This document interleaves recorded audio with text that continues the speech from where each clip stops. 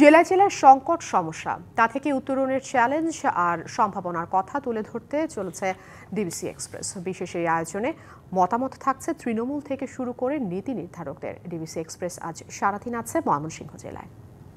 CSRM DBC express আজ সারাদিন রয়েছে ময়মনসিংহে এবং ময়মনসিংহের বিভিন্ন দুর্ভোগ দুর্দশা নিয়ে আমরা কথা বলছি এবং নাগরিক জীবনের সবচেয়ে বড় দুর্ভোগ সম্ভবত এখানের এই বৃষ্টির সময়ও কিন্তু যানজট নিয়ে আসলে জানতে চাই। যানজট ময়মনসিংহ শহরের এই মুহূর্তে সবচেয়ে বড় দুর্ভোগের নাম হচ্ছে যানজট।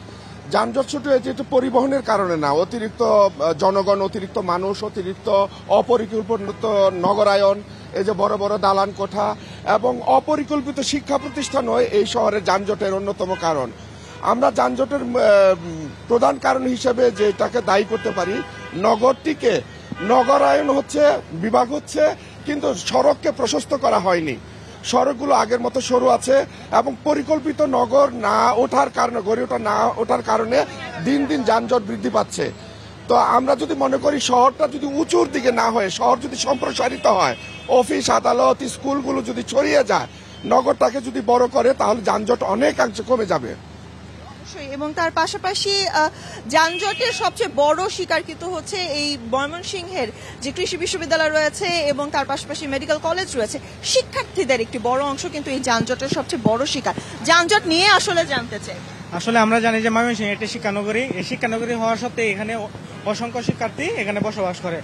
এখন আমাদের দিনের ম্যাক্সিমাম সময় চলে যায় আমাদের লোকে কি যানজটের কারণে অটোতে বসে থাকার সময় দেখা যায় যে আমাদের অটো যাচ্ছে একটা সময়, আমরা পাশ দিয়ে মানুষ চলে যাচ্ছে অটোর আগে। তাই এই সময় আমাদের যে দিনের ম্যাক্সিমাম সময় চলে যাচ্ছে অটোতে।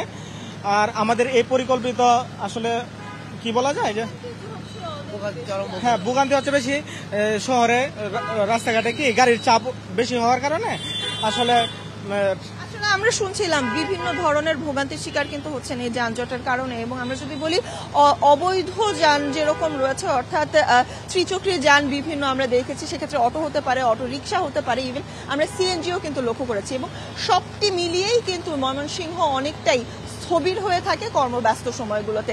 সিএসআরএম ডিবিসি এক্সপ্রেস আজ সারাদিন থাকবে ময়মনসিংহে, পরবর্তীতে আবারও যুক্ত হয়ে অন্য কোনো ভোগান্তি এবং দুর্দশার কথা তুলে ধরব।